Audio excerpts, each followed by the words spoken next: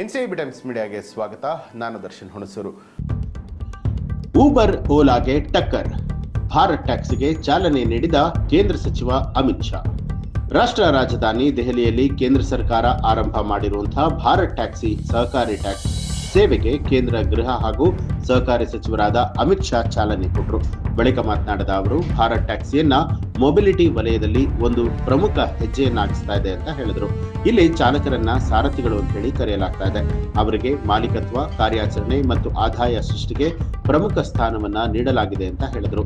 Bharat taxi ತನ್ನ ಪ್ಲಾಟ್ಫಾರ್ಮ್ಗಳಲ್ಲಿನ ದರಗಳು ಮಾರುಕಟ್ಟೆ ದರಕ್ಕಿಂತ 30% ಕಡಿಮೆವರೆಗೆ ಇರುತ್ತೆ. ಈ ಅಪ್ಲಿಕೇಶನ್ ಯಾವುದೇ ಸರ್ಜ್ ಬೆಲೆ ನಿಗದಿಯನ್ನ ಹೊಂದಿಲ್ಲ. ಭಾರತ್ ಟ್ಯಾಕ್ಸಿಯಲ್ಲಿ ಪ್ರಯಾಣಿಕರು ಪೂರ್ವ ನಿರ್ಧರಿತ ಪಾರದರ್ಶಕ ದರವನ್ನ ಮಾತ್ರವೇ ಪಾವತಿ ಮಾಡ್ತಾರೆ.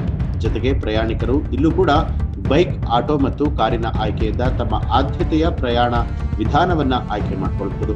ಕೇಂದ್ರ ಸರ್ಕಾರವು ಸಹಕಾರ ಮಾದರಿಯಲ್ಲಿ ಆರಂಭಿಸಿರುವಂತಹ ಹೊಸ ಕ್ಯಾಬ್ ಸೇವೆ ಭಾರತ್ ಟ್ಯಾಕ್ಸಿ ಊಬರ್, ಓಲಾ ರೀತಿಯಲ್ಲಿ ಖಾಸಗಿ ಕಂಪನಿಗಳಂತೆ ಕಾರ್ಯವನ್ನ ನಿರ್ವಹಿಸಿದರೂ ಕೂಡ ಮೂಲಭೂತವಾಗಿ ವಿಭಿನ್ನವಾದ ಮಾದರಿಯನ್ನ ಹೊಂದಿದೆ. ಇಲ್ಲಿ ಚಾಲಕರೇ ಮಾಲೀಕರಾಗಿದ್ದು ಕಂಪನಿ ಮಧ್ಯವರ್ತಿಯಾಗಿ ದೊಡ್ಡ ಕಮಿಷನ್ ವಸೂಲಿ ಮಾಡುವಂತಹ ವ್ಯವಸ್ಥೆ ಇರೋದಿಲ್ಲ.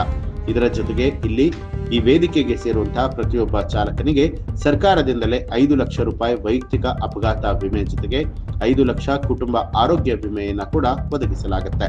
ಈ ಒಂದು ಮಾಹಿತಿಗೆ ಸಂಬಂಧಪಟ್ಟ ಹಾಗೆ ನಿಮ್ಮ ಅನಿಸಿಕೆ, ಅಭಿಪ್ರಾಯವನ್ನ ಕಮೆಂಟ್ ಮಾಡಿ ತಿಳಿಸಿ. ಹಾಗೆ ನೀವೇನು ಕೂಡ ನಮ್ಮ ಚಾನೆಲ್ ಅನ್ನ ಸಬ್ಸ್ಕ್ರೈಬ್ ಮಾಡಿಲ್ಲ ಅನ್ನುವಂಥದ್ದಾದ್ರೆ ಈಗಲೇ ಸಬ್ಸ್ಕ್ರೈಬ್ ಮಾಡಿ ಬೆಲ್ ಐಕಾನ್ ಒತ್ತಿ.